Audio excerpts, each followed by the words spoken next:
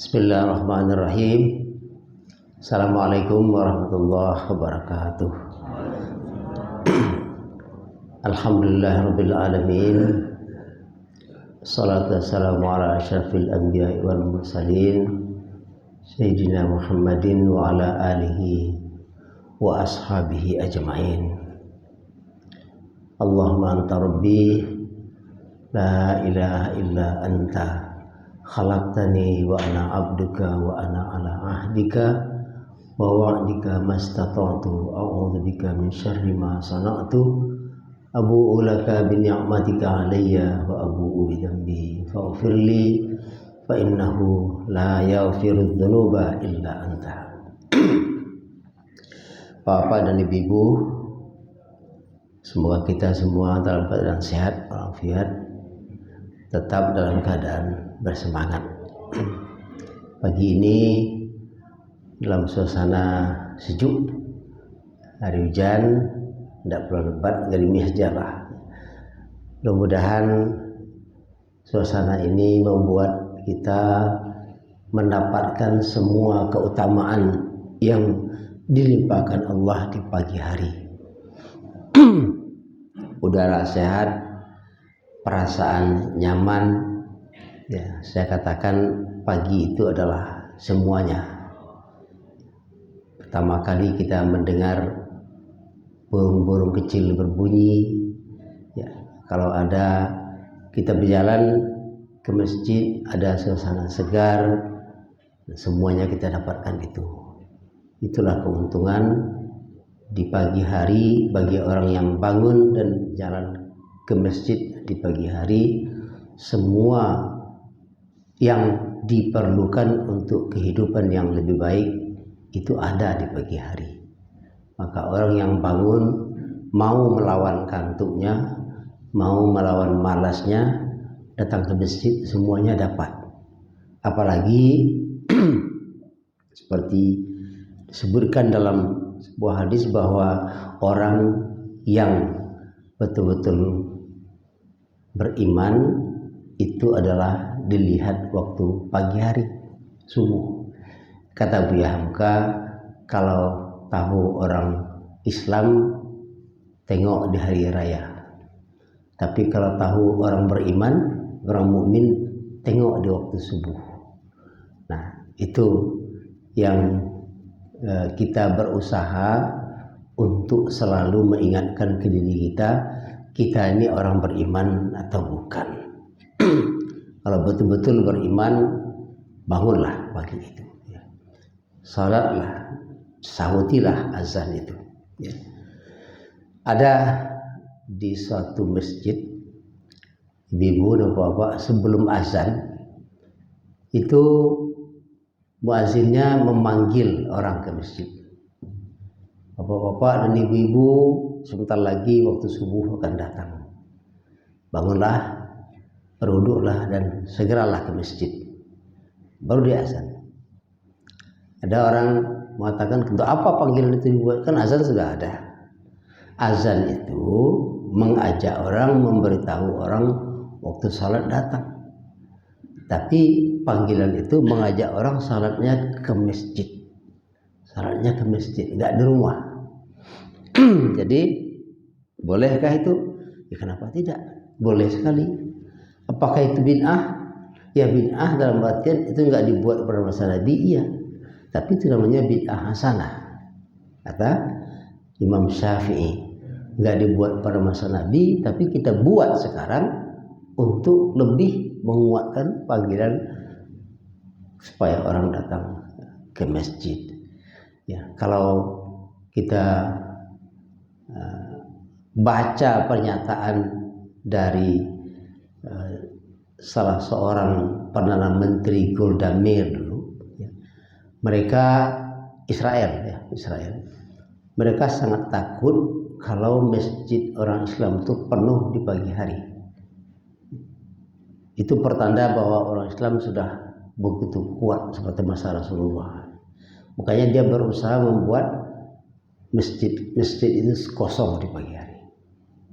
Nah, kalau kenapa dalam perang Israel Palestina yang sekarang itu, orang Israel itu ternyata takut menengok pejuang-pejuang Palestina. Kenapa? Mereka kalau kita baca dalam media itu, umumnya mereka itu adalah hufaz atau para hafiz Al-Quran.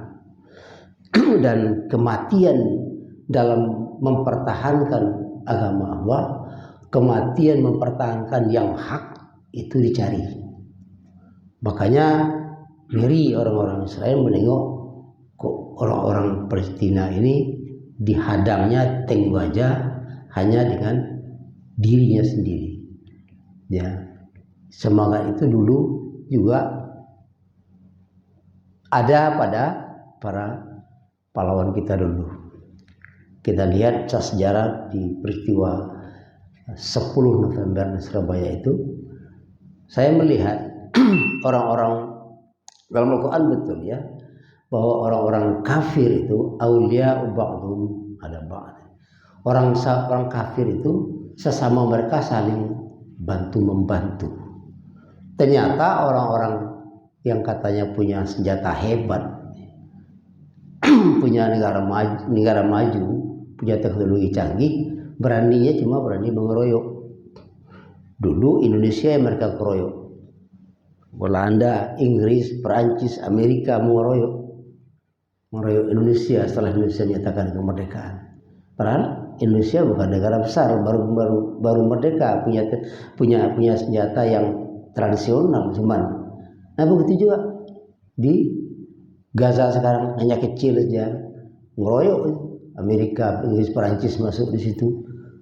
Jadi berani mengeroyok. Jadi Bapak Ibu sekalian, kemenangan umat Islam dulu, orang-orang jahiliyah itu karena mereka mencari syahid.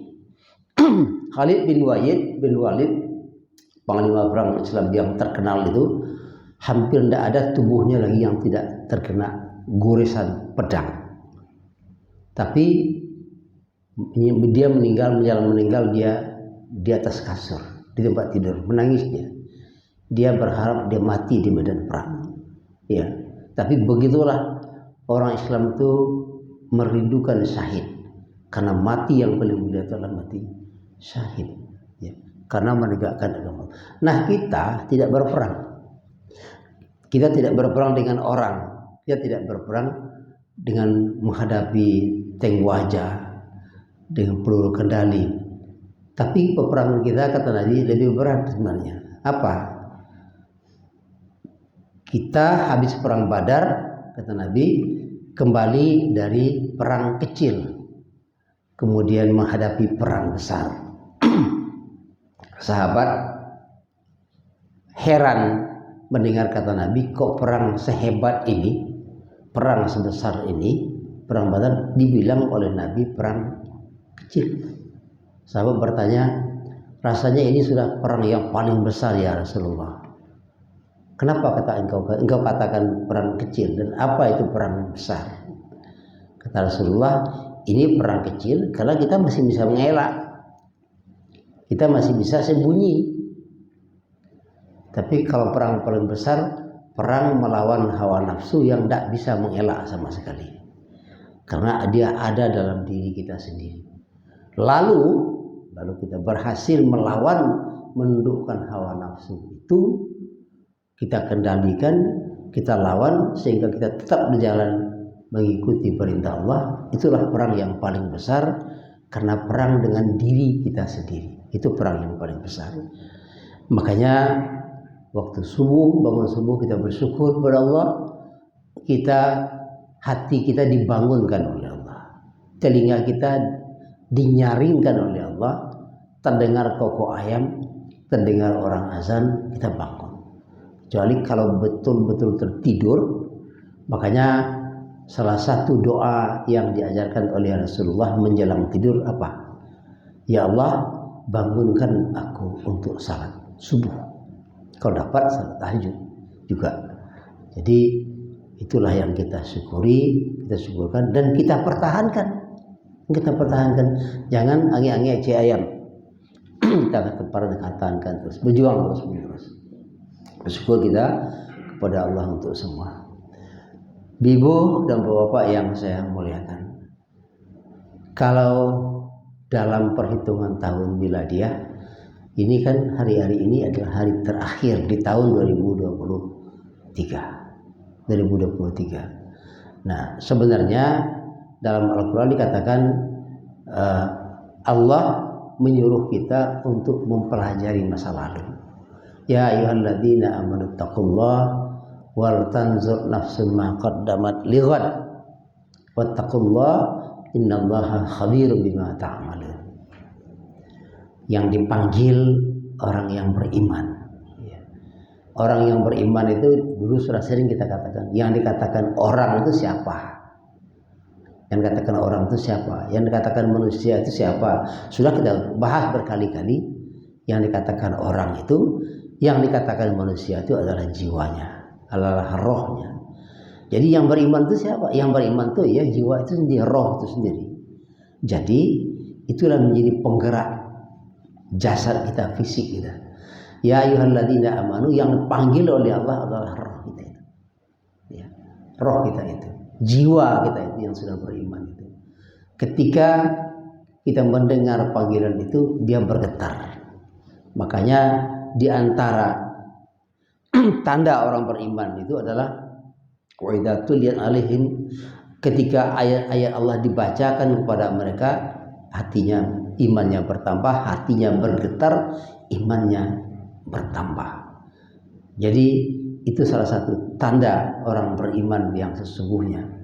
Kalau di hati kita ada perasaan itu, kita dipanggil, disebut nama Allah, ada hati bergetar. Alhamdulillah, pertahankan itu. Nah, di akhir tahun ini, tahun-tahun miladiah seperti ini, itu disebut oleh Allah, bukan khusus untuk akhir tahun, tapi ini adalah untuk peringatan kepada kita, yang ayat ini kita gunakan juga untuk memahami kondisi akhir tahun. Ya ayyuhalladzina amanu taqullaha wal tanzur nafsum ma qaddamat lighad. Wahai yang beriman, yang dipanggil itu jiwa, yang dipanggil itu hati yang beriman itu. Bertakwalah kepada Allah, itu selalu disebut. Takwa itu saya daripada kalimatnya sama asal katanya dengan apa? Ya ayyuhalladzina amanu qu anfusakum wa ahlikum nar. Jaga dirimu. Takwa artinya menjaga diri untuk tetap konsisten dalam mentaati perintah Allah, dalam menjauhi larangan Allah. Akibat dari itu takwa atau khu juga berarti pelihara, pepanggil aja. Ya. Jadi kalau orang takwa, dia akan selamat. Berarti dia menjaga dirinya sendiri. Dipanggil dulu oleh Allah, digetuk hati dulu untuk bertakwa kepada Allah. Kemudian apa? Disambung. Wal tanzur nafsum ma qaddamat lighad.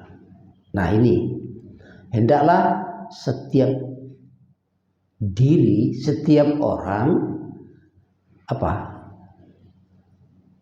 merenungi, memikirkan, mempelajari segala sesuatu yang sudah dilewati. Yang sudah dilewati. Yang sudah dilewati? Yang sebelum sekarang. Bahkan kita berjalan ke masjid tadi saja, itu namanya sudah maqaddamat, yang sudah berlalu. Dia sudah berlalu. Dan tidak akan datang lagi, tidak bisa diulang lagi. Setiap langkah yang sudah kita langkahkan sebelumnya, hari yang sudah kita lewati, nah sekarang tahun yang lewat, coba renungi kembali. Umur kita bisa berarti bertambah dari lahir kita, tetapi kesempatan kita semakin berkurang. Umur tambah panjang, kesempatan semakin pendek. Nah, itu gunanya adalah salah satu makna yang kita dapat petik daripada ayat itu adalah wal tanzur nafsum ma qaddamat lighad. Hendaklah masa-masa yang sudah terlewat itu kita renungkan. kita pelajari. Umar bin Khattab dulu pernah menangis ketika dia membayangkan apa yang telah dia buat pada masa jahiliyah dulu. Dia sampai bahkan membunuh anaknya yang baru lahir, anak perempuannya. Ternyata adalah perbuatan yang sangat salah. Diingatnya itu. Ya. Kemudian makanya kita begitu juga. Dari kita sebagai diri pribadi, apa-apa dosa-dosa yang sudah kita lakukan. Salah satu ciri orang-orang yang, kata Nabi, orang yang celaka itu adalah nisyanud dzunubil madhiyah, melupakan kesalahan dosa-dosa masa lampau, sementara dosa itu, kesalahan itu dicatat di sisi Allah. Terlupakan. Kita biarkan saja masa lalu itu berlalu. Padahal itu dicatat. Nah, oleh sebab itu salah satu tanda orang celaka. Tetapi salah satu tanda orang-orang yang baik itu adalah mengingat dosa-dosa masa lalunya, lalu minta ampun, memperbaikinya, mengganti dengan yang terbaik. Itu salah satu min sa'adatil mar'i, salah satu tanda syarat orang yang bahagia. Ingat kesalahan masa lampau dan tidak lagi mau mengulang masa datang. Jadi wal tanzur nafsun maqaddamatnya sudah lewat. Pikir-pikirlah apa yang kita kerjakan sebelumnya dulu. Untuk apa? Supaya kita tahu merancang masa ke depan. Ke depan saya tidak akan mau lagi mengulang seperti ini. Ada niat tekad di dalam hati tidak akan mengulang setelah kita mempelajari masa lampau. Tapi kita ini kan manusia. Siapapun sudah berniat bertekad tidak akan mengulang, kadang-kadang terlupa. Kadang-kadang terlewatkan. Khilaf. Ya. Kita khilaf itu macam-macam. Ada godaan, ada pancingan, ada dorongan-dorongan yang ditimbulkan oleh berbagai macam keinginan. Nah, ketika salah, kita sudah bertekad tidak akan melakukan, tahu-tahu salah lagi, itu manusia. Nah, watbi sayyatal hasanah tamhuha, kembali lagi. Sudah terlewat, astagfirullah, cepat kembali. Bahkan habis salat saja kita kan disunnahkan membaca astagfirullah. Assalamualaikum, assalamualaikum, astagfirullah. Habis salat kok astagfirullah lagi? Kan sudah rasanya sudah mensucikan diri dalam waktu salat. Kok astagfirullah lagi? Mana tahu tadi waktu kita salat ada sesuatu yang mengganggu salat kita. Pikiran keluar melayang kemana-mana. Kita minta ampun kepada Allah supaya ada sesuatu yang salah dan lakukan tadi ditutupi oleh Allah. Jadi wal tanzur nafsun ma qaddamat lighad itu pelajari masa lalu, renung-renungkan masa lalu, ingat kesalahan-kesalahan masa lalu. Tapi ada satu lagi yang sudah lalu itu, kalau rasanya ada berbuat baik, kita berusaha untuk mempertahankan kebaikan itu. Mempertahankan, tapi lupakan kebaikan dalam artian untuk jangan sampai membuat ria. Ibu, nah itu ke depan, ya. Wal tanzur nafsum ma qaddamat lighad, mempelajari masa lalu, mengambil pelajaran mauizah dari masa lalu, mengambil zikra, tadzkirah pada masa lalu, mengambilkan peringatan untuk kita gunakan ke depan. Ya. Lah setahun kita lewat dari tahun lalu, dari segi pandangan mata berangkat dari penglihatan kita di awal lahir kan mata panjang hubungan. Kini kok kalau dilihat dari segi batas akhir perjalanan hidup, kesempatan semakin sedikit. Nah, orang-orang cerdas, saya sering mengatakan begitu. Orang cerdas, orang yang selalu memperhitungkan kesempatan tinggal sedikit lagi. Jangan sia-siakan. Kesempatan seketika lagi Pak. Kalau bulan puasa kita sering begini. Ini puasa sudah mau habis. Kaji belum khatam. Diburukan ini. Ini kesempatan. Jadi orang-orang cerdas itu adalah orang yang cerdas dalam menghisap dirinya sendiri. Kesempatan sedikit lagi tinggal. Saya tidak akan sia-siakan ini. Nah, orang yang tidak sadar pada dirinya adalah orang-orang yang tidak ingat kalau kesempatan semakin lama semakin kurang, semakin lama semakin kurang, semakin lama semakin kurang. Ibarat orang berdagang, modal itu tinggal sedikit lagi. Kalau lengah-lengah, modal habis rugi. Jadi lihat persiapan untuk akan datang. Nah, setelah dilakukan itu semua, kita pelajari masa lalu, ditambah diulang lagi oleh Allah. Wattaqullah. Takwa lagi. Dimulai dari panggilan supaya bertakwa, kemudian mempelajari kesalahan, perbuatan-perbuatan masa lampau yang sudah dilakukan, kemudian takwa lagi. Apa kan sudah kita katakan tadi, sudah sadar kita ini tahu salah lagi. Nah, diulang lagi oleh Allah, takwa. Itu maknanya adalah Allah sangat mengerti tentang hambanya karena dia yang menciptakan kita. Oleh sebab itu jangan berhenti menjaga ketakwaan. Karena apa? Innallaha khabirum bima ta'malun. Allah maha tahu apa yang kalian lakukan.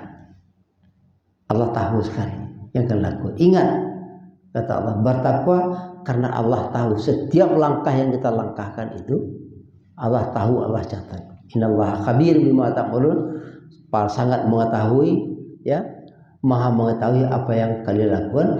Dan khabir itu juga berarti menghabarkan.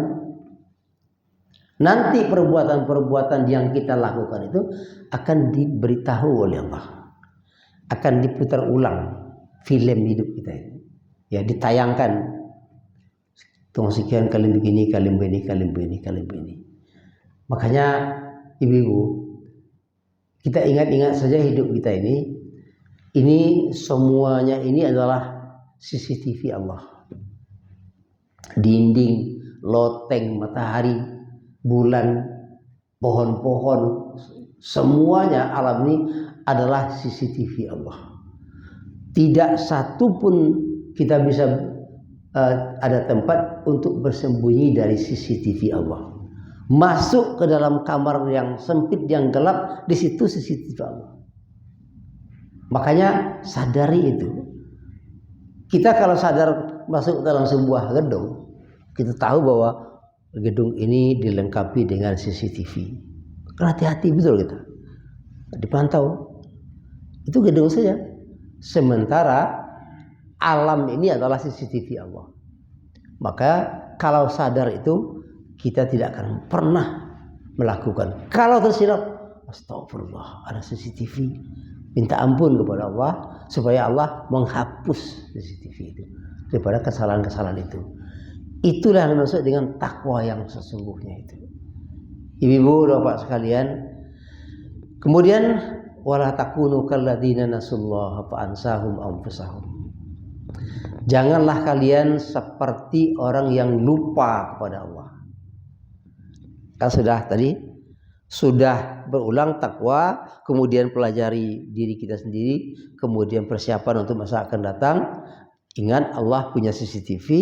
Kemudian jangan kalian seperti orang yang lupa kepada Allah. Setelah itu bisa lupa lagi. Apa bahaya lupa kepada Allah? Fa ansahum anfusahum. Orang yang lupa kepada Allah, dia lupa diri. Kalau lupa diri, dia lakukan apa saja. Apa saja. Kalau kita tengok perangai-perangai orang-orang seperti itu. Dia lebih takut kepada ketua partainya dibanding takut kepada Allah. Saya lihat seperti itu sekarang. Ya.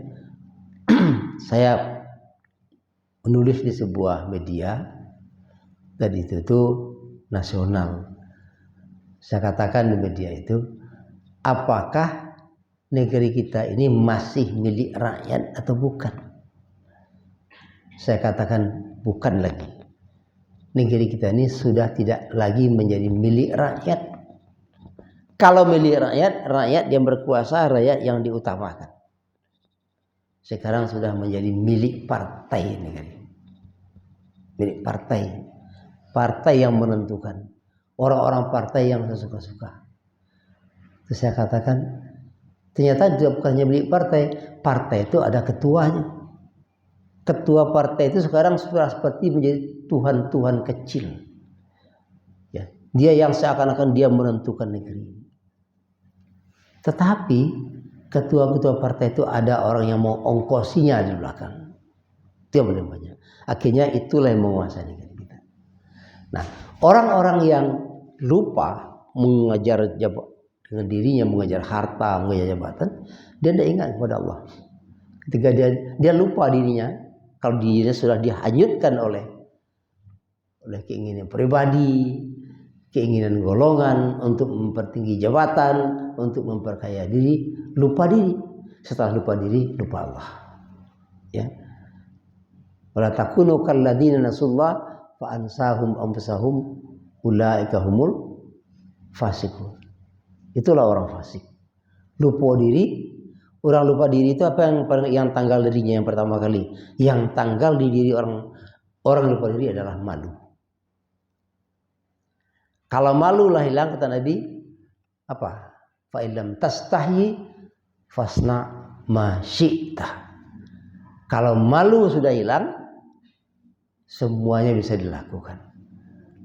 Jadi bunyinya agak kasar sedikit. Saya katakan dalam sebuah pertemuan, kalau malu sudah hilang, manusia itu dikendalikan oleh kemaluannya. Itu kemudian. Kalau itu artinya apa? Adalah simbol daripada nafsu, daripada keinginan. Itu yang akan mengendalikannya dan itu yang ia turuti. Kalau itu yang ia turuti, lebih jahatlah manusia itu dari hewan, dari binatang. Kenapa lebih jahat? Hewan punya nafsu, hanya nafsu itu aja. Dia secara naluriah saja.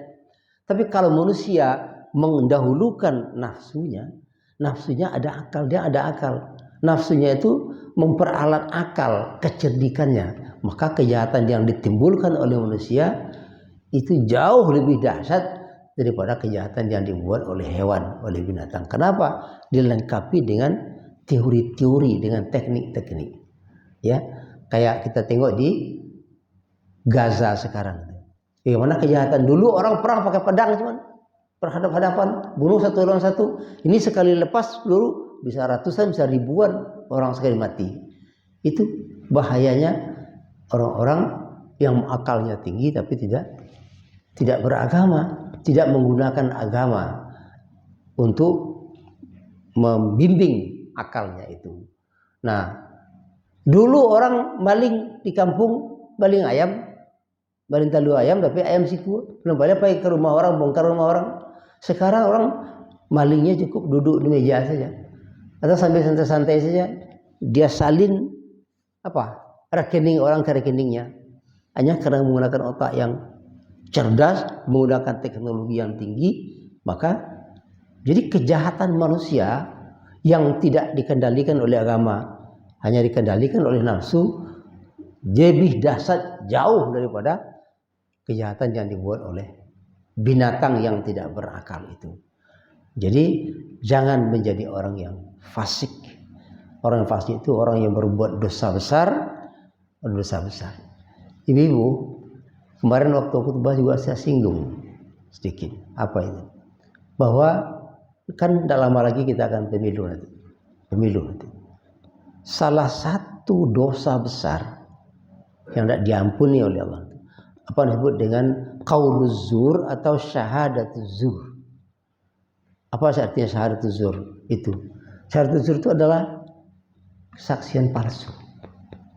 Apa kesaksian palsu? Bohong-bohongan. Sudah tahu ini misalnya calon ini tidak baik,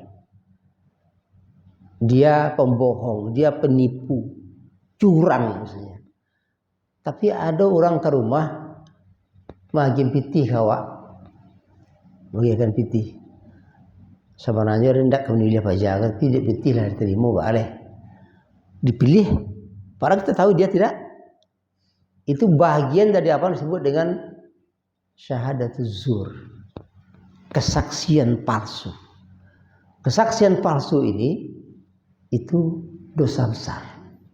Ya, dipilih orang yang tidak layak, orang jahat dipilih jadi pemimpin, maka jangan lupa kita berlepas tangan. Kita bertanggung jawab dengan kejahatannya. Nanti di akhirat dalam surat Hud disebutkan, nanti di akhirat pemimpin seperti itu akan diikuti oleh orang yang memilihnya. Dia kemana pemimpin itu nanti masuk neraka, dia akan ikut. Tapi nanti dituduh orang-orang yang memilih pemimpin seperti itu, dia protes kepada yang dipilihnya, mengadu kepada Allah, ya Allah, kami disesatkan oleh dia. Dia jawab, dalam surat Hud ada. Dia jawab, kenapa kalian mau mengikut aku? Dia lepas tangan. Nah, hati-hati Bapak Ibu sekalian. Ingatkan kepada anak-anak kita, cucu kita, kalau kita tahu, nah di depan kita tahu, kan banyak yang bisa kita baca, pengalaman yang sudah kita lihat. Kalau orangnya memang orang yang tidak baik, manis mulut, pahit hatinya, ya, tunjuk lurus, kelingkang bakai, kecil harawa, ya, runciang di luar, papek di dalam. Itu. Jangan pilih. Datang orang ke rumah mantakan piti segepok, kawat, baputah. Di media massa ini kan ditampilkan orang. Ada seorang kiai dulu bicara apa ini, oh hebat sekali. Kini bertukar, ditampilkan dua orang yang sama bersambutan itu. Karena apa? Sudah ada amplopnya, ada amplop ketek, amplopnya karung. Datang ke rumah, kemana? Mau seperti itu, bertukar. Ditukarnya imannya dengan itu. Jadi kalau kiai yang sudah digosok-gosok, nah yang lain mengikut. Jadi Bapak Ibu sekalian, ini yang terjadi secara masa lalu, ternyata kalau salah memilih pemimpin masa lalu, jangan salah lagi. Itu termasuk ayat tadi. Wal tanzur nafsun ma qaddamat lighad. Ya, pelajari masa lalu, salah langkah. Saya nulis buku namanya Kembali ke Pangkal Jalan. Ya, sebelum semua jadi terlambat. Itu tulisan saya tahun 2008. Tapi kemudian dijadikan judul buku tahun 2010. Tahun 2008 saya sudah melihat setelah reformasi ini menjalannya melenceng sekali. Saya sudah melihat akan terjadi peristiwa seperti ini sekarang. Maka saya tulis buku sebelum semua menjadi terlambat. Maka kembalilah Pangkal Jalan. Di mana saya dapat inspirasi, kata orang tua, sase di ujung jalan kembali ke Pangkal Jalan. Tapi ada yang membantah saya, itu kan mundur tuh Pak. Di dalam sebuah diskusi, Prof itu mundur, itu apa namanya? Kita kan baru ini yakin lanjut. Saya katakan kembali ke Pangkal Jalan itu bukan mundur. Kembali ke Pangkal Jalan itu untuk menengok, kalau ibarat berjalan, oh alas sase ini kah? Salah. Coba tengok langkah awak itu kan ada nampak. Harusnya kita jalan ke sini, tapi ke sini. Untuk kembali ke Pangkal Jalan itu menelusuri kembali langkah itu ke belakang. Di langkah keberapa kita mulai sesat. Di start lagi dari situ. Jadi orang-orang yang baik itu orang yang mau melihat kesalahannya di mana berawal, kemudian itu dilanjutkan. Jalan awak kolah dari orang, kata orang tua, jalan dialih dari orang lalu. Gantang ditukar di orang mengalih, ini gantang tidak doleh. Nah, timbangan lah gini, ya kan? Orang mengalih. Nah, itu apa? Kata Syekh Sulaiman Ar-Rasuli, kaji dialih dek pakiyah singgah. Pakiyah itu orang-orang alim-alim tanggung. Datang ke masjid awak, numpang salat, hanya aja orang ceramah-ceramah. seketik. Padahal kaji tanggung, ditukarnya kaji rayu lo nyawa. Nah, kesudahnya apa? Kapalo ditukar orang jo mumbang kerambi, ditukar gitu. Kalau gitu tidak awas. Makanya Bapak Ibu sekalian, kembali kepada yang tadi, jangan pernah kita lupa menghisap diri, menghitung diri, mengenal diri, menghitung langkah-langkah yang sudah kita lewati sebelumnya. Belum ya, Bapak Ibu sekalian. Jadi wala takunu kalladzina nasullah fa ansahum anfusahum ulaika humul fasiqun. Fasik, jangan jadi orang fasik. Fasik itu ada dua. Yang pertama orang yang pernah melakukan dosa besar. Yang kedua orang yang dawam, orang yang menjadikan dosa kecil sebagai kebiasaan. Itu fasik juga. Kenapa? Kalau orang sadar, orang yang ingat Allah, dia akan tidak lakukan itu. Kalau terlakukan oleh dia kembali.